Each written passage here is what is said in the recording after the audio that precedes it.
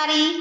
From today we are going to begin up our series on the midfacial fractures, and in the series of midfacial fractures the very first thing that we will study is the midfacial anatomy. So today's discussion is actually all about the midfacial anatomy. Please do not skip the same because we are going to study about the boundaries of the midfacial skeleton.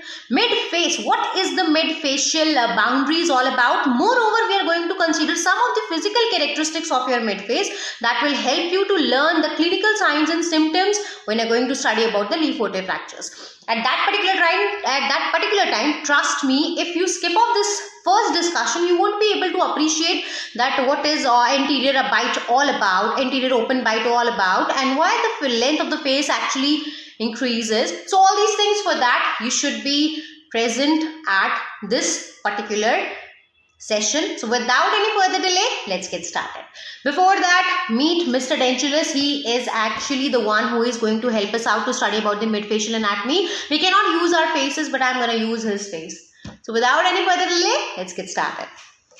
So if you look onto this Mr. Dentulus, what you can see, here is your Mr. Skull, but along with this you have a mandible. Along with that there is a vault. This is the skull cap. This is the vault basically. So what actually I want to tell you, the very first line that I have read in the book was that as compared to the midfacial fractures, as compared to this content, this is comparatively dense. Moreover, even after being a dense one, the fractures of this particular area are comparatively less as compared to this one. Question was why I read this line, and if I read this line, I must clear out the same. Answer is that if you look onto this area, I hope you can really appreciate there is so much of fat deposited. This fat is going to help us to dissipate the forces if any injury tends to occur. So there is a dissipation of force. I must correct myself, if there is application of force rather than injury, because injury will lead to the fracture. Okay, so it's really important that if anybody asks you that if you compare that whether the mandible is more prone to fractures or the midfacial fractures are more common, you must answer that if we compare, in comparison, we must tell mandible is more prone to fracture. This is the bone which is more prone to fracture. Reason is there is so much of fat which is present. So much nahi, there is some amount of fat which is present in this particular and the mid face basically, which is helping to dissipate the forces and protecting this area from getting fractured as compared to this area. Okay, after this we should study about that what are the boundaries of midface. How you can say that what is the starting point, what is the ending point, or you can say what is the superior boundary, what is the inferior boundary, what is the lateral one. I must skip off the lateral one. I must consider the posterior one. The three boundaries that you're going to read in the book, let me read out the line for you and then we are going to discuss the same. So, middle third of the facial skeleton is defined as an area bounded superiorly by a line drawn across the skull from zygomatico-frontal suture of one side across the fronto-nasal and fronto-maxillary suture to the zygomatico-frontal suture on the opposite side. Please excuse me for using all these terms. I'm going to explain, I'm going to discuss all these things which are written in a movement. And inferiorly, if you look on, inferiorly there is present the occlusal plane of the upper teeth, or if the patient is edentulous, by the upper alveolar ridge. Posteriorly, the region is demarcated by a sphenoethmoidal junction but includes the free margin of pterygoid lamina of sphenoid bone inferiorly. There are multiple things: superiorly, inferiorly, posteriorly. What are these things? Let us discuss now. They are saying that if I have a scale and if I really want to draw, first thing that you should really know is that this is your frontal bone. I really hope you can appreciate this thing. This is your frontal bone and this is your zygomatic bone. There is nothing to tell about. This is your frontal. Let me introduce you. This is your frontal bone. I know that you all are really aware about it. And this is your zygomatic bone. There is a suture which is present between both of them. And this suture is called as your zygomatico-frontal suture. So if they are saying that if you look on to the superior boundary, as I am saying it again and again, that this particular area was said to be your midface. right? So here is my frontal bone, here is my zygomatic bone, and the suture which is present at this level is your zygomatico frontal suture. Now let's move ahead. We have a nasal bone here. You can touch your nasal bone. The suture which is present between your frontal bone and your nasal bone is your frontonasal suture. Always in anatomy, never try to go for rectification. Never try to, you just go for the things which are present around. Frontonasal suture. Meanwhile, if you look onto the same thing, here is, I don't want to draw it onto my face, but okay, here is the nasal bone. So I can have this frontonasal suture. Just lateral to the frontonasal suture on both the sides, here is my frontal process of maxilla going up. So there is a suture between the frontal bone and the frontal process of maxilla here, which we call it as frontomaxillary suture.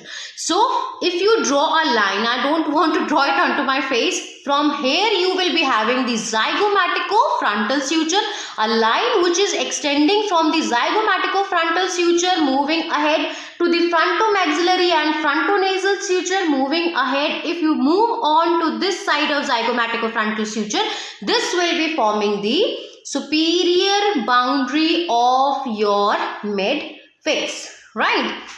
Inferiorly, if you look on, inferiorly it is formed by the occlusal plane of the upper teeth. This is your upper teeth as far as Mr. Dentulous or dentulous patients.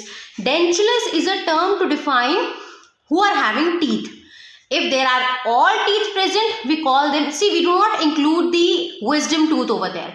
If all teeth are present, we call them as dentulous person. If some teeth are missing, we call them as partially edentulous patients, and if all teeth are missing, we call them as completely edentulous patients.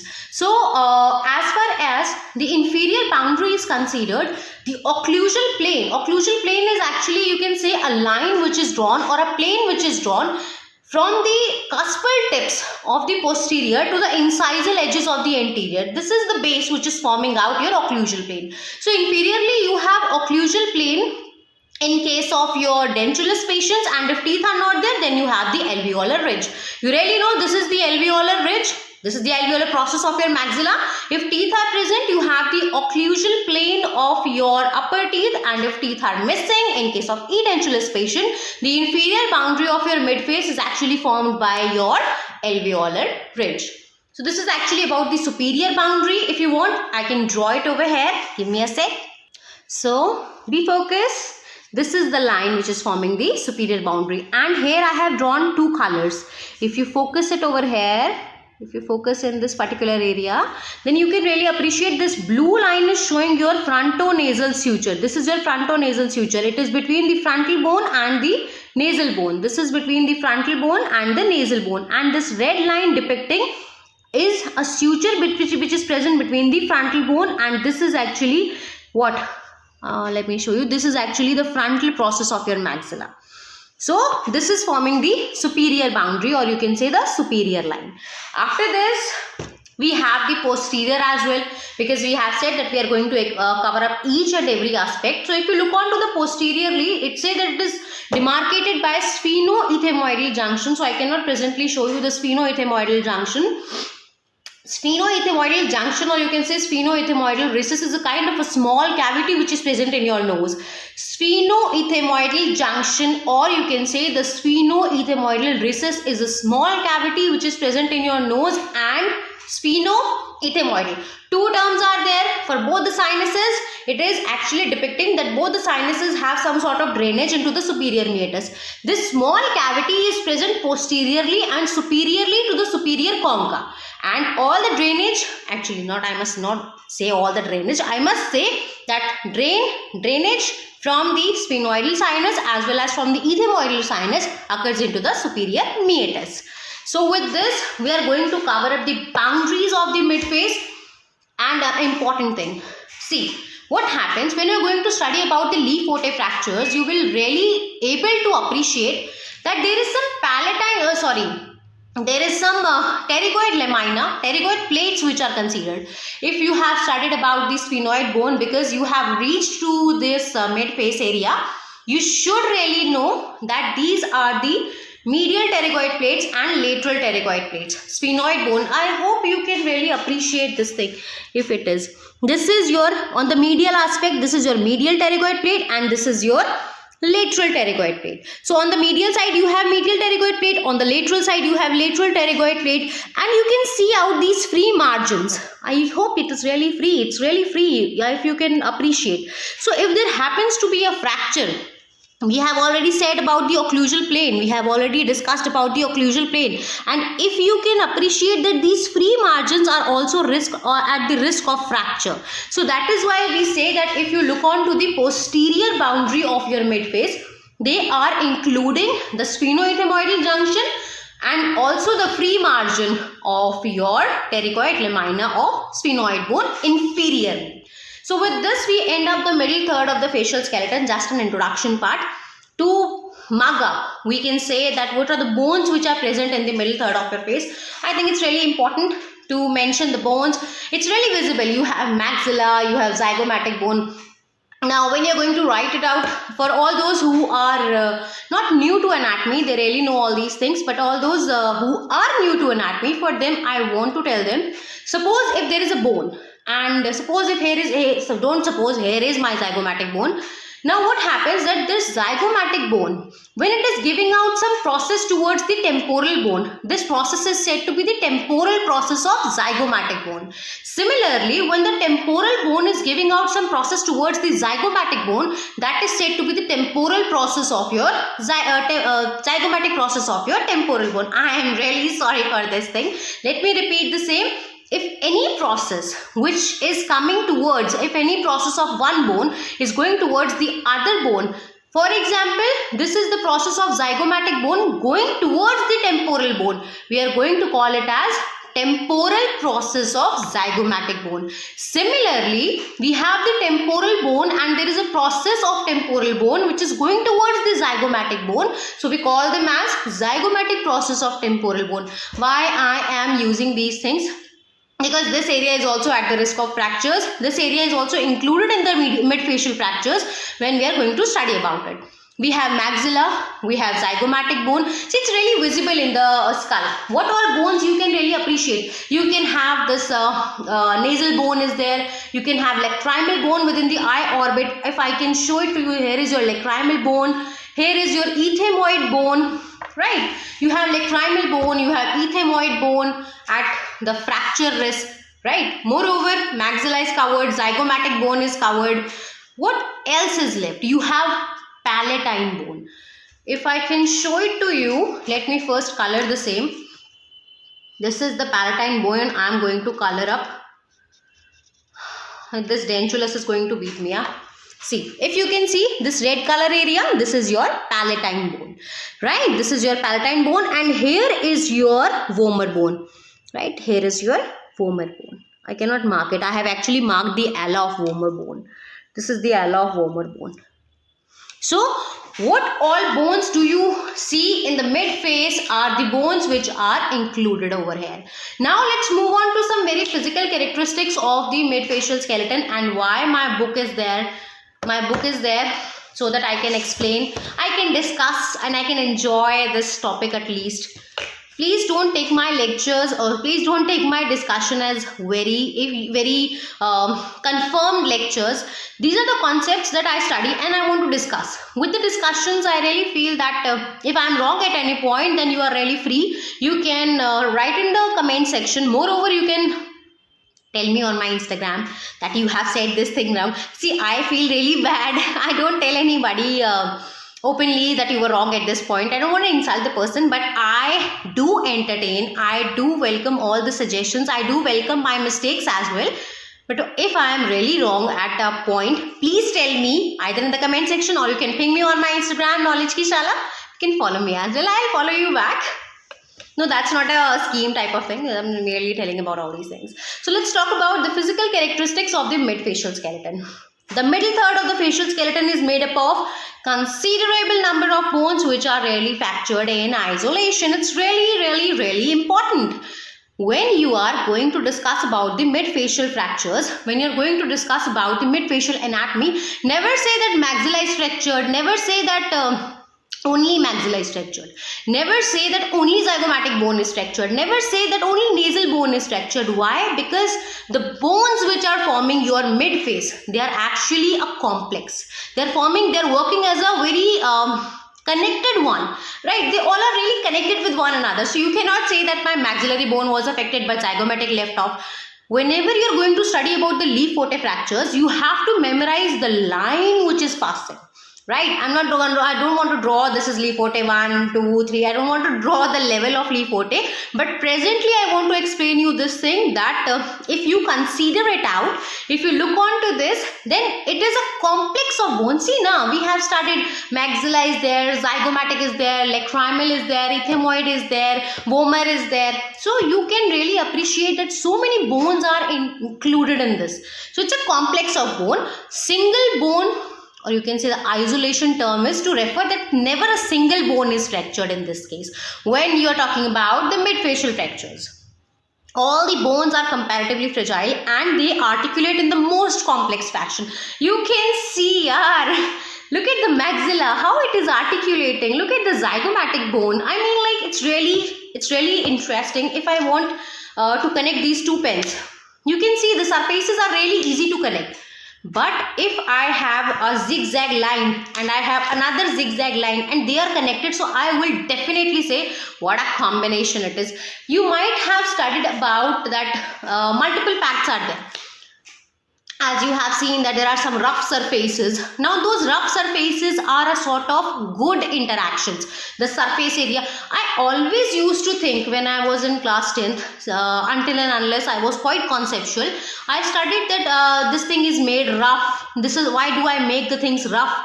Why is not these flat things or smooth things really good? So later on I come to know that rough surfaces are helping us to increase the surface area, and actually they are making the interactions more stronger as compared to the flat surface interactions.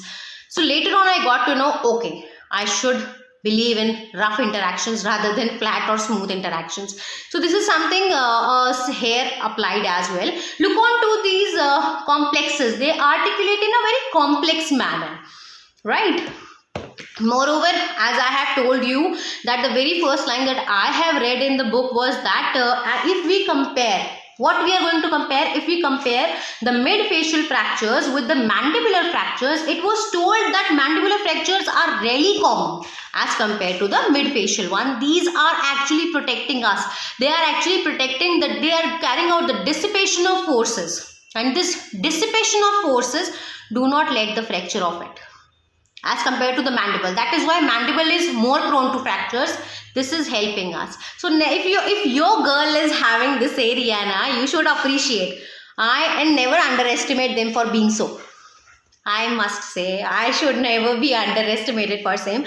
Moving ahead, the greatest portion of the middle third of the face is made up of maxilla. You can see that the biggest bone which is forming up is your maxillary bone. The maxillary bone is forming up the maximum area of your midface.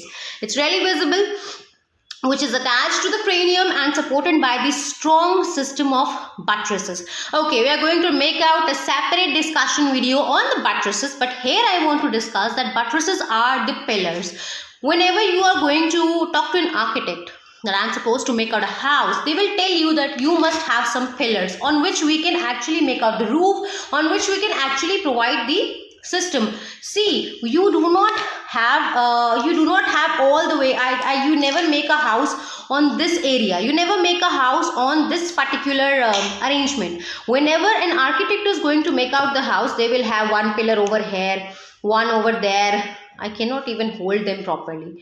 How bad I am now. Now see, they actually search for the pillars, that where they can provide the pillars. Reason being, they are the buttresses. Similarly, we have the buttresses, we have the supporting system, we have these pillars all to fixes. We are going to study about the pillars, but later on, not in this discussion. These pillars will help us to withstand the forces. Question come, why am I supposed to study about these pillars? Why am I so much affected about this topic that I must study about it? So let me tell you, the maxilla is capable of absorbing the considerable amount of force, right? Mid facts, it acts as a cushion for the trauma. Okay, there are multiple lines written, but let me include or let me conclude what all it is written over here. See, It's a sort of a type of a president or prime minister. You have a president or a prime minister in your this area, and this area is your, this helmet area is your cranium, and it is having the brain, it is having the spinal cord. You have eyes, you have so many smooth tissues, so many soft tissues which require so much of protection. This is the protection one. See, fracture doesn't mean that there occurred to be something which was, it is a sort of a protection, I must say. Somebody hit me over here, I don't want, and I will never spare the guy who's gonna hit me. But if suppose somebody hit anybody over this particular area, then this bone will undergo fracture. Now, why it underwent fracture? Why didn't it resist the same? Because it do not want that the areas which are really essential, which are really important, that must undergo the damage. See, it's really a very important sort of thing. What happens, you can really appreciate the fact like this. Whenever somebody hit you, or whenever somebody hit anybody in the movies specifically at this particular area, there is a very sudden sort of bleeding from hair, from everywhere where it's gonna hit, especially when there are horizontal forces. Now, what actually I'm trying to say over here is that the hair is so much of good blood supply, the vascular supply, the nerve supply is really good at this particular area, and once it is hitting over here, it's, if we say he's a good hero, he will never hit the villain back into the eye. He will just hit the bone, he will fracture the bone, and he will let the person in pain. He is not gonna touch the eye. So the eyeball of villain is yet protected. This is something, a sort of a protection phenomena that happens to occur. I think my mom was calling, that's why I'm looking onto that side, but she's not there. After this, you know what? This orientation is to actually dissipate the forces. It's really good to absorb the forces, but the forces, the direction of forces, you know, force is a vector quantity. I studied this in physics when I was in 11th, that force is a vector quantity. And it is really important to study about the direction of force. Why? Let me tell you. The area of the middle third of the facial skeleton is anatomically complex and complicated, so that fractures of this area are generally comminuted, as we have already seen. If you want me to show, I can show you an image of typical dish face deformity. Yeah, what happens, let me tell you again. If somebody is going to hit me like this, these bones are going to fracture, and they will be, if suppose this is the orientation of the bone, now bones are going to get concave. The facial profile will appear as a dish in which you are gonna eat. So this dish face deformity, you can appreciate this typical dish face deformity, especially when we are going to study about the Lee-Fouté type 2 and Lee-Fouté type 3 fractures. After this, the composite structure of these complex bone is designed to withstand the mastication forces below and provide the protection. As I have previously discussed, as I have already told you, that force is a vector quantity, and it is really important to consider the direction of force. See, the structure is made to function, not to let anybody hit you on this face. What is going to happen, as far as the masticatory load is considered, masticatory forces are really high. So because of that mastication, there should not be any such damage to this particular area, to the mid-facial area. The complex is made so that it can withstand the vertical forces. But as far as, sorry for the interruption. So what I was saying, that the structure which is made over here, it is to withstand the forces of mastication. What it is going to happen when there are the vertical forces, when you chew, you never chew like this or that, you chew in this fashion. Right, this chewing force, this mastication force can be overcome, can be, you can say it is, the system is made so to actually bear up the stresses. It is going to dissipate the forces to the paranasal sinuses or to the base of your skull. But it is not meant to hit you over here or here or here. Whenever there comes out to be the horizontal forces, whenever there comes out to be the anterior force, or superiorly it is coming, or laterally somebody is hitting you, then this will be affected, because these bones never want that the damage because of the force, because of the hit, should reach the soft tissues. Right? What else it has written? Let us compile it a bit faster. The nasal bones are at least resistance. These are at least resistance. Then your zygomatic bone and maxilla is very sensitive to fracture. This is something that I have seen written over here. If anything is there in your books which is quite different, please tell me. Let's impart knowledge. Let's distribute the knowledge. You can also teach me. I want somebody to teach me really well. I am really feeling good to discuss. After this, if the bones comprising the middle third are removed from the skull, it has been seen that the frontal bone... Achha, there is a very interesting point. Please read me. Please let me read this point and... I'm sorry for the same. Please let me read this line and explain me. This is a very important if you are gonna discuss about the Lee-Forte fractures. If the bones, and please dhyan dena, please get focused. If the bones comprising the middle third are removed from the skull, it has been seen that the frontal bone and the body of sphenoid form an inclined plane which slope downward and backward. Okay. At an angle of about 45 degrees from the frontal bone to the occlusal plane of your upper teeth. What it is written? Suppose they say you are going to remove this structure. They say that if you draw a line from the base of the skull, I should call it as a base of the skull, from the base of the skull and to the occlusal plane, there is an angulation of 45 degrees. Right? If you remove this particular area and if you look on to, I was having a scale also. If you look on to this occlusal plane and here is your body of sphenoid bone, and if you look on to this angulation and if you draw one line from here and here, the angulation, that is from the cranium base and from the occlusal plane, if you find out the angulation is 45 degree. Now this 45 degree of angulation is really important to consider. Why it is really important to consider? Because this angulation suggests you that these two structures, this occlusal plane as well as the base of your cranium and body of sphenoid bone, are directed backward and downward direction. Now what happens? Please focus onto this part. The bones of the middle third of the facial skeleton articulate with these strong foundation bones. Okay, these strong bones which are base of the cranium is really strong bone. So they are, this mid-facial bones are having a strong association with these strong bones. So what happens when there happens to be any mid-facial fracture? Whenever there happens to be any mid-facial fracture, they are going to move towards the backward and downward direction. Result will lead to the anterior open bite. See what happens. This was my maxilla. Let me hold out something in between. Suppose this is my maxillary teeth, this is my mandibular teeth. This was the normal articulation, right? Now what happens? Because of some fracture, this maxilla and mandible area will come in premature contact. And when it is going to come in premature contact, you can appreciate the anterior open bite. And all this happened because of the angulation that you have to memorize over here, which is the angle between the frontal bone and the body of sphenoid from the inclined plane, which slope downward and backward from the frontal bone at an angle of 45 degrees to the occlusal plane of upper teeth. I'm going to write this line for you so that you will never forget, and it is really easy to memorize, right? Moreover, when there happens to be, see, this was the length of your face. Okay, this was the length of my face.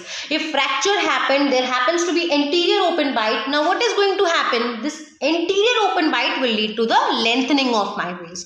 I don't appreciate that. Moreover, you know what? Sometimes what happens?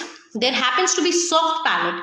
That soft palate is going to touch the dorsum surface of your tongue, and initially the patient will actually say that they are suffering from airway obstruction, right? This airway obstruction is very common because soft palate will come downward. It is going to touch the dorsum of tongue. So please do not forget this line. This is going to help you to remember about the Lee-Forte fracture. Airway obstruction, it is going to happen now. Any gross disruption of maxilla will fracture and displace the elements of the nasal septum and nasal bones. What all things we have to consider about the paranasal sinus infections? It's really important, it's really interesting, it's really simple as well. How you can tell this thing? You have the paranasal sinuses. I have a diagram over here if I can show it to you. Okay, that diagram is not available presently. You know about the paranasal sinuses. Now what happens if suppose there is your nasal septum? I must show you the distorted nasal septum.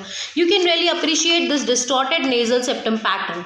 This distorted nasal septum is going to help you to learn that suppose somebody hit me over here and my nasal septum is under fracture. My nasal septum got fractured. Now what is going to happen after this fracture is that what is going to happen after this fracture? It is really easy that any infection can reach to the maxillary sinus, can reach to the sphenoidal sinus, can reach to the ethmoidal sinus, means it is going to reach onto the paranasal sinuses. The infection is really common to occur. Why it is common to occur? Because the septum is broken, the passage is really open, the passage is provided after that. Okay. After this, communication. There is a very important point. When you are going to study about the Lee-Forte fractures, another important aspect that you will be focusing on is the diplopia, that is the double vision. People will start appreciating double vision. When there is a one glass of beer, one glass of wine or beer, the person will share there is a two glasses of beer. There are present two glasses of beer which is not present over there. I don't know, I had a beer or bear, or I don't know how to pronounce it. I never had it, so I am not even interested in the saying. Anyways, let's get back to the discussion. So communication are really important. You know what? Let me show you a diagram.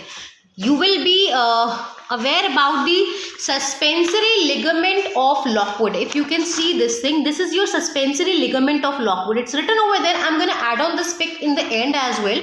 What all images I am presently using. If you can see this eyeball, see, for the vertical stability of the eyeball, this suspensory ligament of Lockwood is really important structure. And what used to happen? This is distorted. Why it is distorted? Because it was attached, it will move downward. This is your orbit now, the medial wall, and the floor is really attached. Floor is formed by the bones of midface.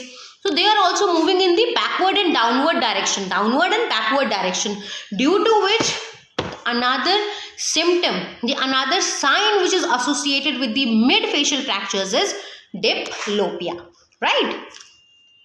What else is left? I think this is very common for those. If you haven't seen a whiteboard lecture session of mine on CSF, then I must suggest you to please help me to increase the views on same and increase your knowledge as well. In case you have studied about CSF previously, so you really know that you have the ethmoid bone in your orbit. You can see just behind the lacrimal bone, you have the ethmoid bone over here. And here if you see, you might have studied in the anterior cranial fossa. This is the region, this is the cribriform plate of ethmoid bone. Don't get worried about all these things. We have already studied about the anatomy. That is why I am saying this is actually having a connection.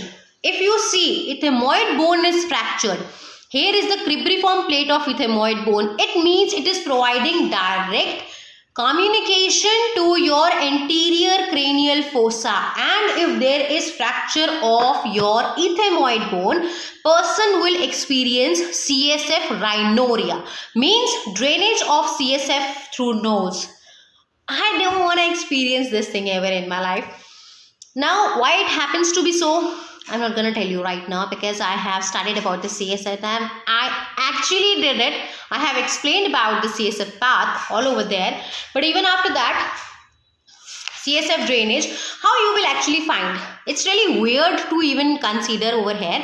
It's written, I'm telling you, it's written over here that if the person is sitting like this and you ask the person to lay down slightly, and if that CSF filled secretion, that CSF containing secretion get down through the nasopharynx, and if the person swallows, then the patient can complain for the salty taste. I mean, how could anybody taste that? But it's not it's actually a very interesting thing to know. I don't feel bad, but there is nothing to feel good about. But and simultaneously, if the person is sitting in an upright position, if the person is sitting like this, the person will actually experience some sort of coughing and straining or on compression of the, they will actually feel some sort of coughing, because straining or on compression of the jugular veins. So I think the good investigation which I will go after studying this is I will let the patient to move and lie down basically and ask to taste the rhinorrhea. CSF filled rhinorrhea. The salty taste is slightly better.